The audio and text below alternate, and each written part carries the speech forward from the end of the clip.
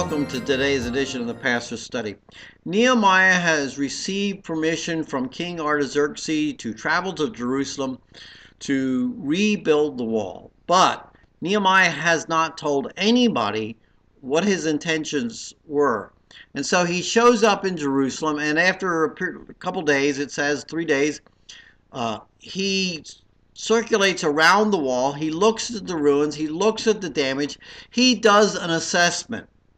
He does it in the evening. He does it so that people don't ask him all kinds of questions.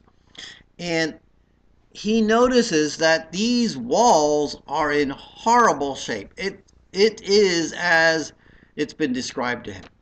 And when we come into situations, sometimes we may have an idea what to do. We may have thoughts as to how to fix something or how to move forward or how to re-energize a group or an organization. But it's best if we take a moment and truly assess the situation.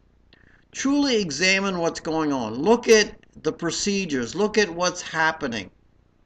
Nehemiah was looking at the situation. He was examining all that would need to be accomplished so that he truly could honestly say when he spoke, I know how bad it is.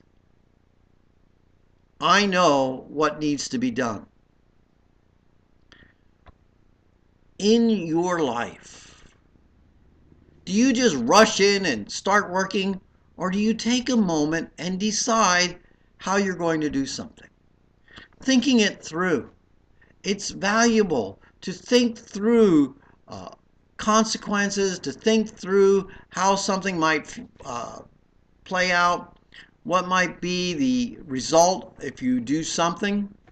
I mean, Nehemiah could have just started putting everybody to work and just said, you do this and you do. But you know what? He wouldn't have had a good idea of how bad things were and how to motivate the individuals and how to get everybody involved. So Nehemiah does this journey around Jerusalem. And what situations are you facing? Take a moment in quietness. He did it in the Nehemiah did it in the evening, and I think it's an indication he sort of did it almost like a quiet time. Just him and the Lord and a few others that were with him that went around and inspected the walls. Take that moment in your life and allow God to instruct you and alert you to dangers you may not even be aware of. And be ready for what God will do next. Until tomorrow in the Pastor's Study, goodbye and may God bless.